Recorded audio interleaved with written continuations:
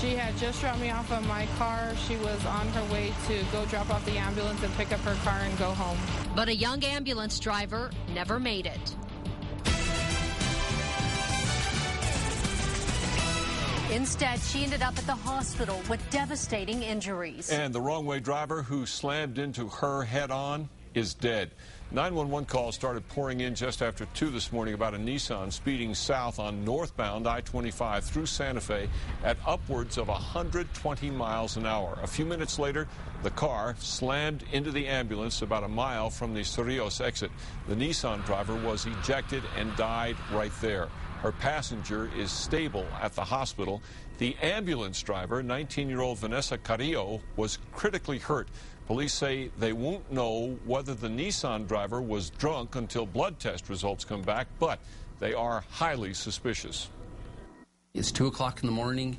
You have a vehicle heading the wrong way on the interstate, and those kinds of things don't just happen by chance. Police say the Nissan, which had out-of-state plates, had sideswiped another car northeast of Santa Fe minutes before the crash.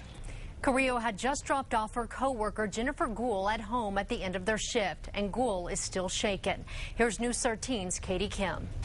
Jess, Carrillo was on her way back to Santa Fe to drop off the ambulance and go home when she was hit. Gould said nothing prepared her for the phone call that she received just less than an hour after she got home. I couldn't believe it. I was out the door in a heartbeat. Jennifer Gould has spent most of the day at UNM Hospital, waiting to hear that her partner would be okay. Her legs were crushed. Both of her legs. This is going to be a long process for her recovery. 19-year-old Vanessa Carrillo spent most of her day in surgery after being hit head-on by a wrong-way driver.